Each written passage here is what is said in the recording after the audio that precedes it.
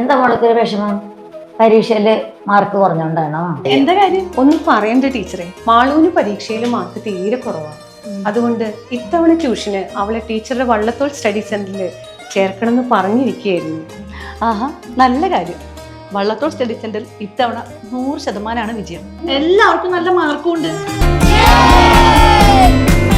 100% വിജയത്തിന് Vallathol study centre, Panjal and Cheruthuruthy. പരിമിതികൾക്കിടയിൽ പുതിയ കെട്ടിടത്തിനു വേണ്ടിയുള്ള ഷൊർണൂർ സബ് രജിസ്ട്രാർ ഓഫീസ് ജീവനക്കാരുടെ കാത്തിരിപ്പ് തുടങ്ങിയിട്ട് 1-2 വർഷമല്ല, 10 വർഷം പിന്നിടുന്നു. ഓഫീസ് ജീവനക്കാർക്കോ ഓഫീസിലെത്തുന്നവർക്കോ ശുചിമുറി സൗകര്യം പോലും കെട്ടിടത്തിലില്ല. 10-ലധികം ആളുകൾ ഒന്നിച്ചെത്തിയാൽ ഇരിക്കാനുള്ള സൗകര്യവും നിലവിലുള്ള കെട്ടിടത്തിലില്ല. ആളുകൾക്ക് വാഹനം നിർത്തിയിടാനും കെട്ടിടത്തിനു മുന്നിൽ സ്ഥലമില്ല.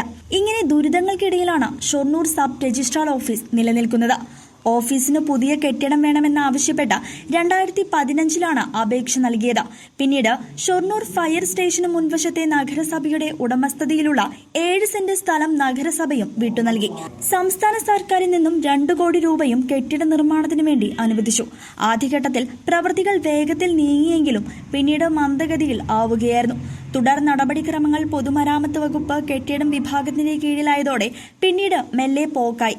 കഴിഞ്ഞ വർഷം ജീവനക്കാർ പൊതുമരാമത്ത് വകുപ്പിന് 5-ലധികം കത്ത് നൽകിയെങ്കിലും 2025 മെയ് 29 നടപടികൾക്ക് കാലതാമസം നേരിടുമെന്ന് അറിയിച്ചുകൊണ്ടുള്ള മറുപടി പൊതുമരാമത്ത് കെട്ടിടം വിഭാഗം നൽകിയത്. ഡോക്യുമെന്റ്, സ്പെഷ്യൽ മാരേജ്, ആധാരം തുടങ്ങിയ ആവശ്യങ്ങൾക്കായി നിരവധി ആളുകളാണ് ഷൊർണൂർ സബ് രജിസ്ട്രാർ ഓഫീസിൽ എത്തുന്നത്. ഷൊർണൂർ 1-2, വാണിയംകുളം, ഓങ്ങല്ലൂർ 2 എന്നീ വില്ലേജ് ഓഫീസുകളാണ് ഷൊർണൂർ സബ് രജിസ്ട്രാർ ഓഫീസിന് കീഴിൽ ഉൾപ്പെടുന്നത്. കെട്ടിടത്തിന് മുന്നിലുള്ള ചവിട്ടുപടികൾ വികലാംഗരായ ആളുകൾക്ക് എത്താൻ പ്രതിസന്ധി സൃഷ്ടിക്കുന്നുണ്ട്.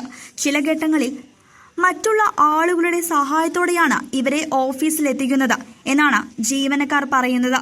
News desk CCV.